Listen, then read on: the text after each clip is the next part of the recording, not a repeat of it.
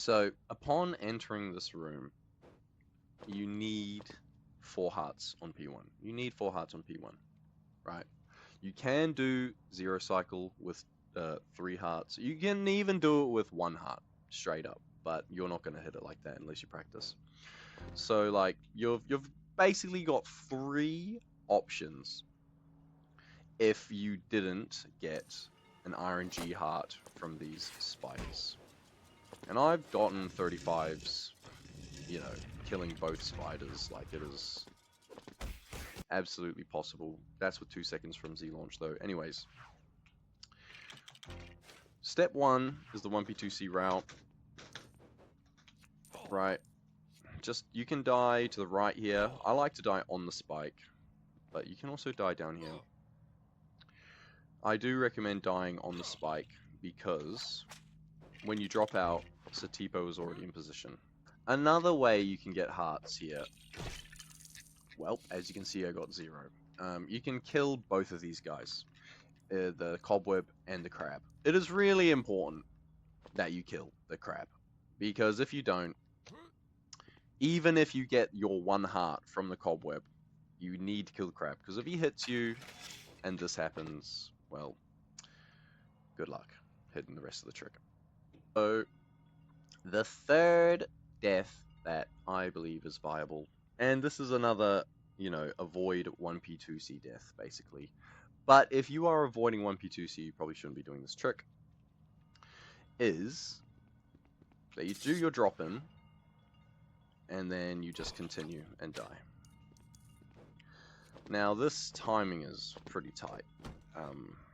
And I'm not going to delve into this, because I do just think this is slower than the dropout. But in theory, you can die here as you get your drop in, and by the time Indy's in position. And if you jump over like this as well, like obviously you're gonna push. Yeah, don't do this, but this is another interesting death that is certainly better than the crab heart.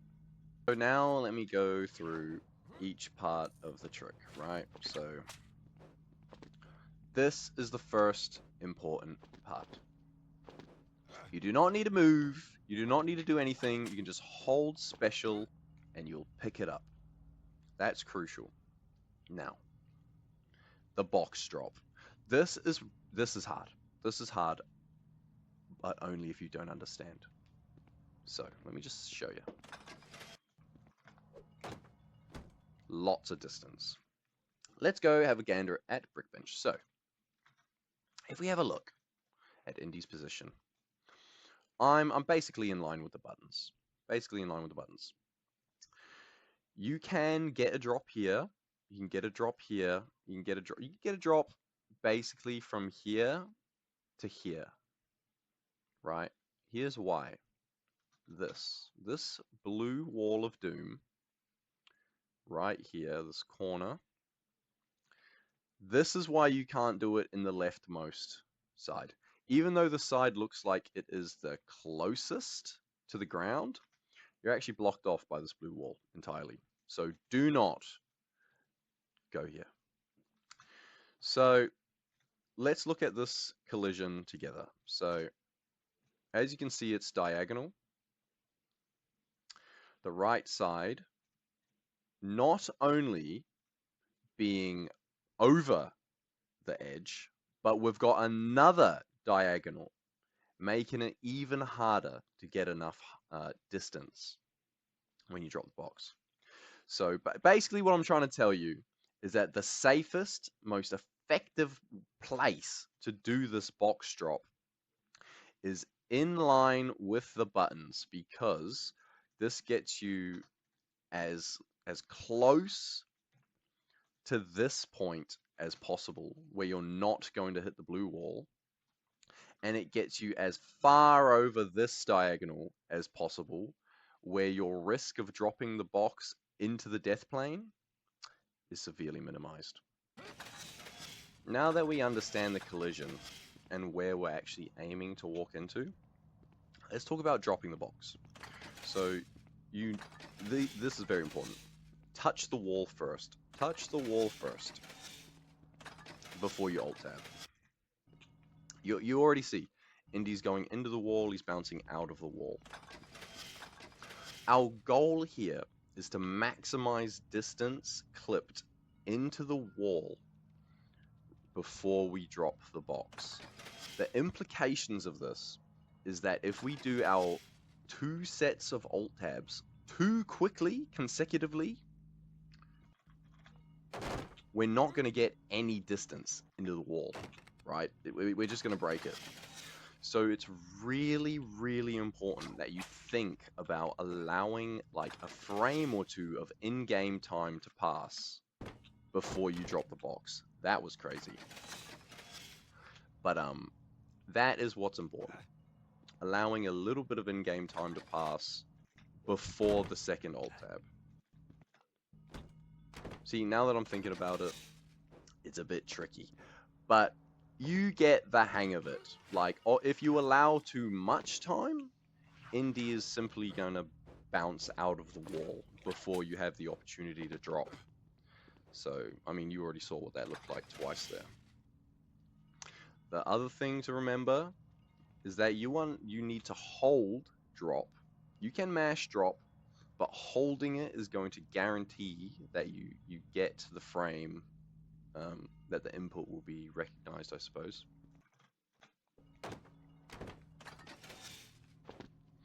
And the timing, it's difficult to describe, and I'm not sure if it's different on everyone's PCs. I'm sorry. But my best way to describe it is that as you tab back in, your game full screens again, right? I believe you want to time the drop when the game is completely full screened, but you do not have any visuals of the game. So you're either going to be on a white screen or a black screen. And, you know, that's when you want to hold special. So this is probably objectively the hardest part of the trick, doing double spike skip. As soon as we drop the box, we're switching. So if you took the 1P2C death, Satipo's going to be about here, right? But if you already had 4 hearts or whatever, you may need to move Satipo a little bit. There are 2 main visual cues to getting a very good line on these spike pillars. Here is number 1. I'm lining up the back of his heels with the back of this white part on this line. I'll go in depth on these visual cues with big red circles at the end of this section, but you know, this is one. Obviously I fucked it there, but you know, this gets you as far down on this pillar that you basically can be. And you're holding straight right, D-pad right. This is the other visual cue, arguably the safer one. You just want to line up Satipo's toes with the very edge of this platform. There's a bit of perspective here, like you'll notice that this part looks like you can stand on it, but it is absolutely sloped. So it is basically the top line of the slope. Once again, I will show that off. So now that we've normalized our line, right, doing one of these 2 methods, let's now talk about actually getting on this corner. So this one, you're going to have to totally rely off of the screenshots I'll go into.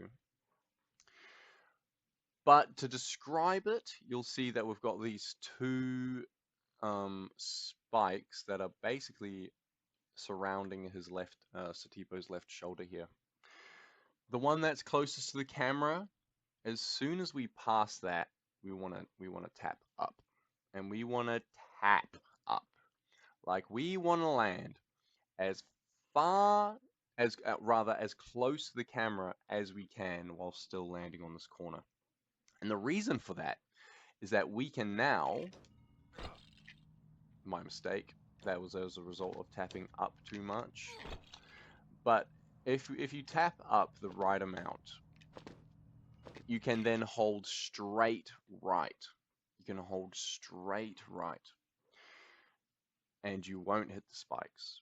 So we've basically held straight right, tap up, straight right again. D-pad right, D-pad right. And for this one, right, what we need to do is as soon as we pass basically the same spike that we're reacting to on this one, but this time we just want to hold upright. Like we just want to carry that momentum and just hold upright as soon as we pass that spike. Difficult to tell in fast motion, right? But I will go through these with you, do not worry. All right, so this is the safe visual cue for the line that I tried to show. I know this quality is dog shit, I'm sorry. The only way you're gonna be able to understand where the slope is by trying this out. But the line is basically here, you know, and it's the same here where there's another line. But the line is here. You can see it in game and you will feel it also. But this is slow. I do believe it's safe, but it's slow. I do not like it more than this one. This, like, back heels in line here, or front toes in line here. Either way, you want his feet in this range. The range of this. The further out you are, like for example, if you don't do the 1P2C for the hearts, it's going to be hard to line this up. But the closer you are to the edge, the easier it is to tell that you are within range. So the actual difficult visual cues here. So this is the second pillar. And this is the frame that I tap up.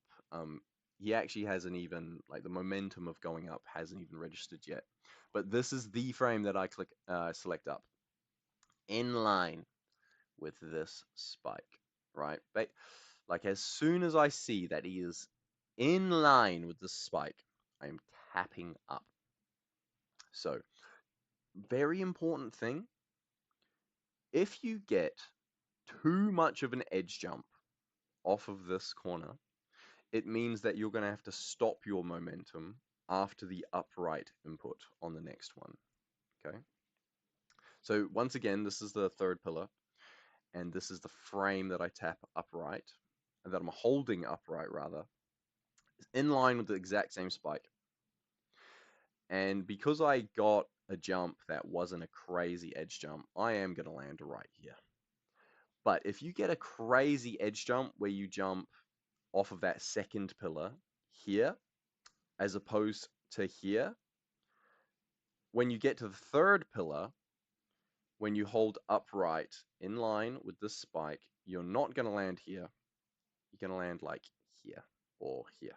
And you're going to miss, and you're going to cry. Look at these, try these. They're very good. So let's go into the actual box clip. Indy's already here, I know. My bad. But this fourth plank, as soon as Satipo is on this, you can drop in.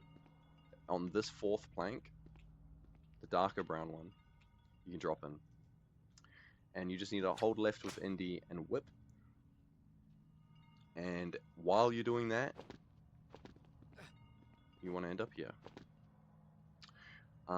Obviously, I'll do it in one more attempt at the end as well. But, you know, you want to end up in this position where Indy is holding upright into this rock. This is crucial. Last input on Indy needs to be straight right. Needs to be straight right. Satipo just needs to be on this wall. A wall hug with a jump guarantees your position. But you can just run into the wall. This is where shit gets really important. So Satipo needs to hold right until he can go right no more. So as you can see, you know, I'm just holding until he literally hits the wall or the corner.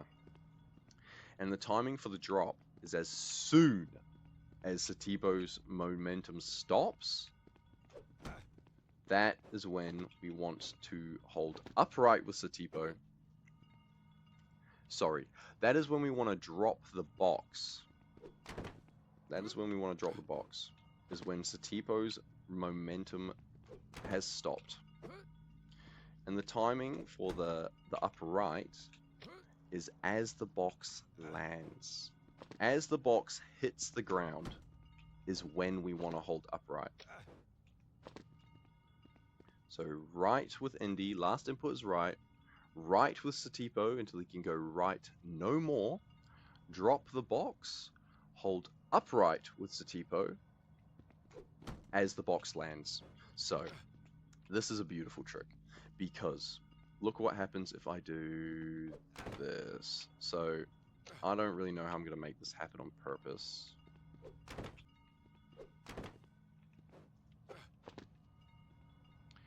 So I'm trying to show off this backup here, but I'm actually struggling to fail this on purpose.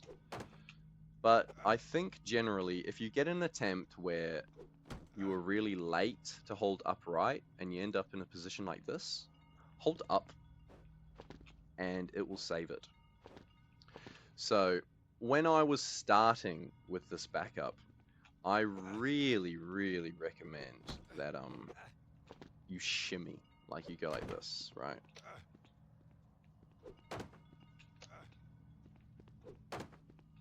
Trying to purposely fail this, sorry.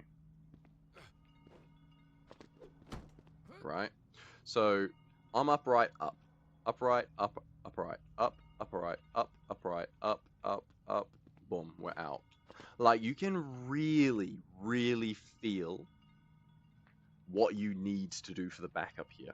It's very important part of this trick. So before I go into the oob movement, one more important thing is that in between attempts, you want to make sure that the last input held on Indy was right. Like every time you fail, you want to make sure that last input was right. So here we are. This collision is super wacky, bro. Like, look, I'm all the way down here, but I'm actually still out of bounds. So, cool. You just want to follow the line. You know, hold straight right from when you're oob. And look, you actually run into this corner. Let's see how far we can run before we natty fall off. Yeah, it is a long fucking way. It's similar to the box where momentum stops. I'm now dropping out. You can drop out earlier. It's just I like the camera being normal here. So, all we're doing after the dropout, let's just hold upright so you can see what happens. Right, and you're going to see there's no iframes here, like we're not going to get stuck. Like as many times as you fail this, you can just keep holding upright. So let's look at the timing of the upright input to the downright input. Because that's all this is. We're holding upright from the corner, downright. And we're going to land on the collision.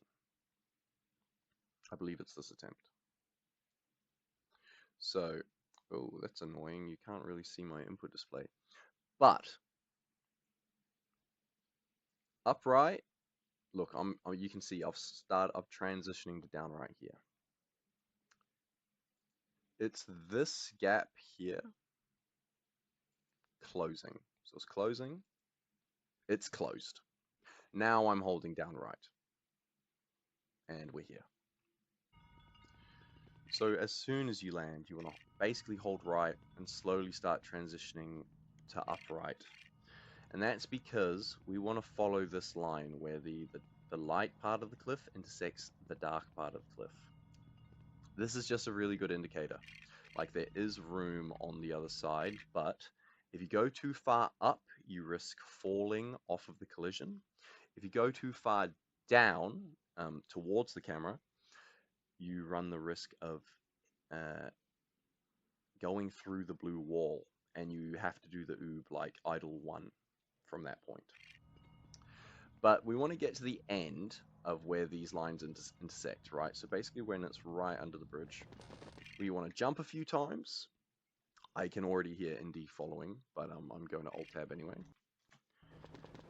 And that alt tab just gets Indy to follow you. You only need one. It's 100% consistent as long as you do it in the right position, which is as long as you're past the death plane and you can start gaining height. The key with this line is you want to really stay as close to the main corridor as possible here, but getting enough up left positioning where your camera isn't going to get stuck and you cannot see. So for example, if I stay really far up right and now I start going up left, you can't see shit. So you just want to find a good medium here. It's hard to tell because there's nothing really to base it off of. There's no depth perception out here. So you saw that? Rewind it if you didn't. He just jittered. He just stuttered. That means that we have hit the blue wall we want to hit. We've clipped through. We're directly under the wall. The door, rather.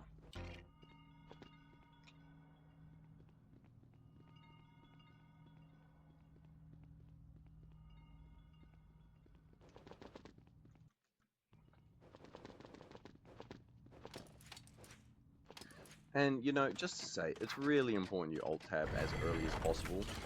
Start triggering the puzzle super early. So now that I'm jumping up,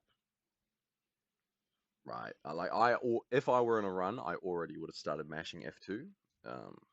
This is fine. But you want to start mashing it early. Boom.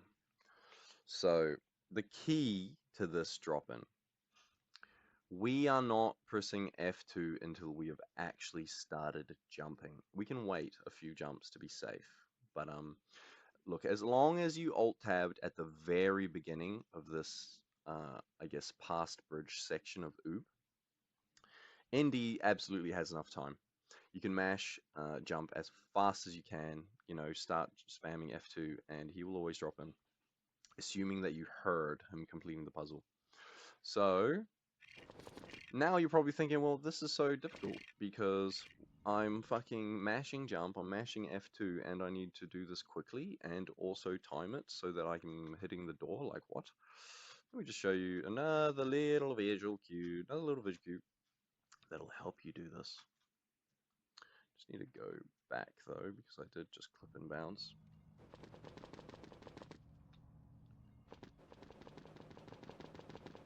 Right there. As soon as you see his icon, I don't know how the frick you'd describe that. That platform that's sitting directly in front of the door, like that, is now. Oh, I'm actually really far up. So realistically, I'd be more like here. So as long, yeah, this thing. As long as your icon is past this thing, but still below the door, you can now hold up and hit the door. And that's that, man. Like, this is my favorite trick in the game. Consider putting all of these tricks into one idle 2. Like it is one trick, and it is an amazing skip. And it's actually criminal to end a tutorial without a seamless attempt at the end. So let's do that real quick. Hopefully you're looking at this with a new understanding.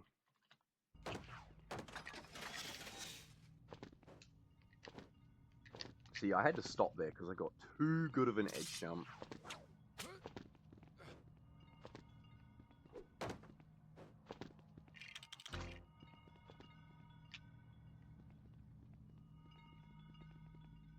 See, I went way too far down there, but I see my safety line, so I'm not worried.